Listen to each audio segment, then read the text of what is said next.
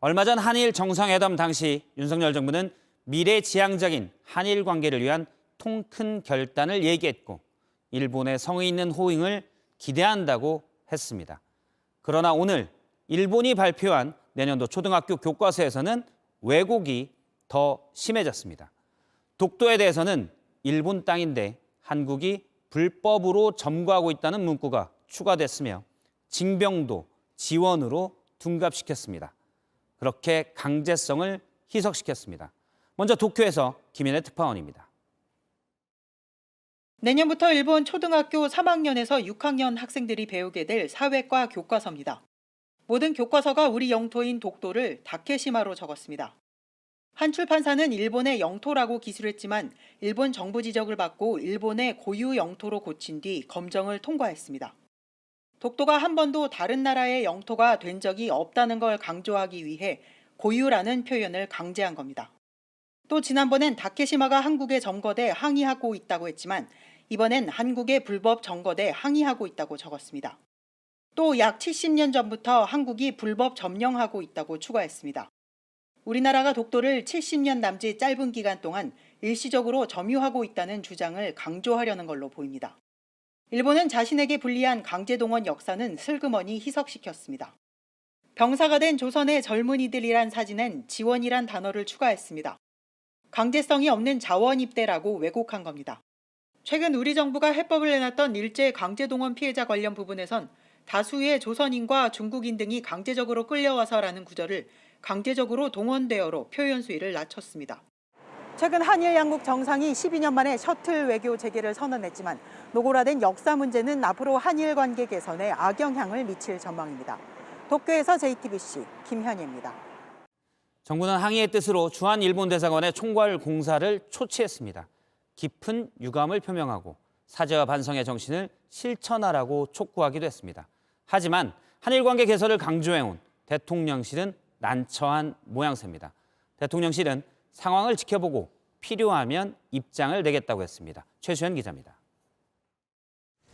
조현동 외교부 1차관은 구마가이 나오키 주한 일본 대사관 총괄공사를 외교부로 초치했습니다.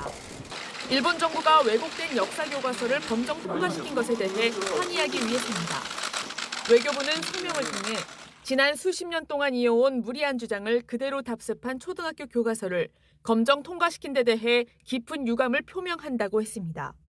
강제 동원에 대해 강제성을 희석시키는 방향으로 변경된 것에 강한 유감이라며 과거사 관련한 사죄와 반성의 정신을 진정성 있게 실천해 나가길 촉구한다고 강조했습니다. 독도에 대해선 우리 고유의 영토라는 점을 명확히 하면서 일본의 어떠한 주장도 수용할 수 없다고 밝혔습니다. 교육부도 성명을 내고 교과서 내용을 즉각 시정하라고 요구했습니다. 교육부는 역사 왜곡과 영토 주권 침해의 부당성을 바로잡기 위해 앞으로 대국민 역사 교육과 독도 교육을 강화할 것이라고 했습니다. 강제동원 해법 등으로 한일 관계 개선을 강조해왔던 대통령실에선 난감한 기류가 읽힙니다. 관계부처가 대응할 것이라며 공식 입장을 내지 않았습니다. 대통령실 관계자는 상황을 지켜보고 필요하다면 입장을 내겠다고만 했습니다. JTBC 최수연입니다. 사실 일본의 역사 왜곡은 하루 이틀 일이 아니죠. 하지만 이번이 더욱 충격적인 건 앞서 있었던 우리 정부의 강제동원 배상안 발표 그리고 한일 정상회담 때문입니다. 사실상 우리나라가 많은 부분을 양보했다는 평가가 나왔고 정부는 그때마다 한일 관계 정상화를 이유로 들었습니다. 윤덕민 주일 대사 현지에서 체감하는 변화를 설명하면서 이렇게까지 얘기했는데요. 이번 정상회담 계기로 해서 한일 관계가 정상화되는 하나의 토대가 마련됐다라고 생각됩니다. 저는 이제 시작됐다고 생각되고 한일 관계를 완전히 정상화하고 지난 10년에 둘러싼 역사 갈등을 또 역사 전쟁이라고 할까요? 외교 전쟁을 했었습니다만 이제는 정상적인 한일 관계로 전환되는 하나의 계기가 이루어졌다고 생각합니다.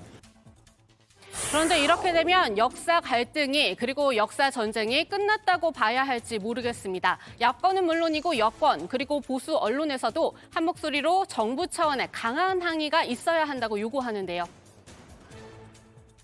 만일 일본이 역사 교과서 왜곡을 강행한다면 우리 당은 강한 유감과 규탄을 하지 않을 수가 없습니다. 정부 역시 강력한 항의의 뜻을 일본 정부에 전해야 할 것입니다.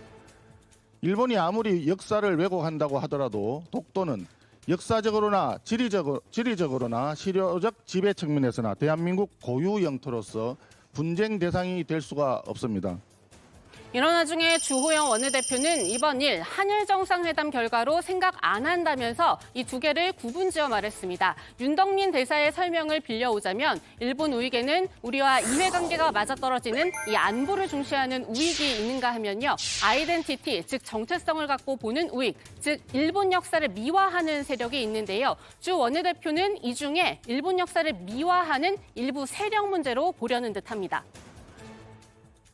일본이 옛날부터 가지고 있었던 거슬러 올라가면 군국주의적인 사고 이런 틀에서 못 벗어난 국제적인 흐름이나 국제 우호 친선 이런 것을 따라가지 못하는 일본의 문제이지 그것이 무슨 한일 회담 결과가 잘못돼서 그런 거는 인과관계가 전혀 없는 상황인 것 같습니다.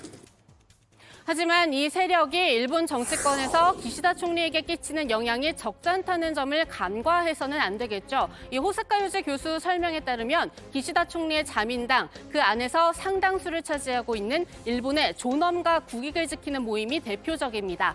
한일 정상회담을 준비하는 과정에서부터 이 점을 몰랐다고 해도 또 무시했다고 해도 그건 우리 정부의 실책이 될 수밖에 없습니다. 그 결과 우리 정부가 일본이 채워줄 거라 기대했던 물컵 반잔, 채우기는커녕 우리가 채워놨던 반잔마저 날아가는 건 아닌가 싶습니다.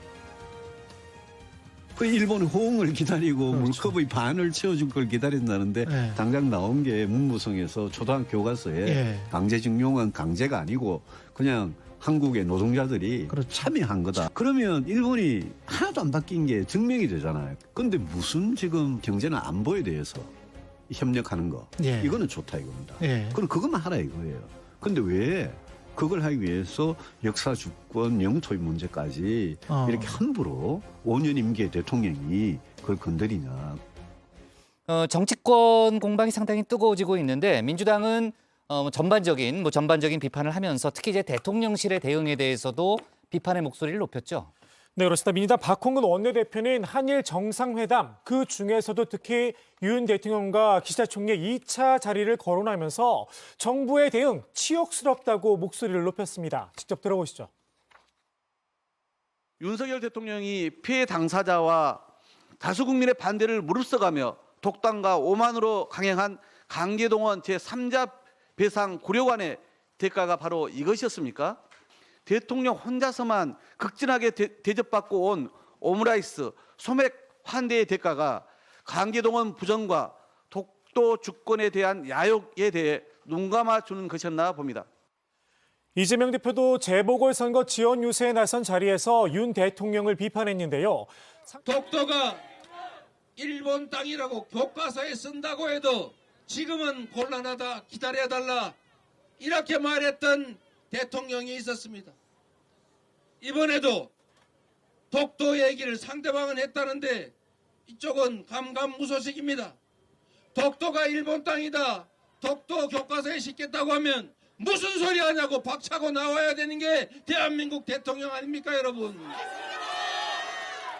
당정의 대일구력 외교를 강조하면서 재보선에서의 심판론을 부각시키기도 했습니다.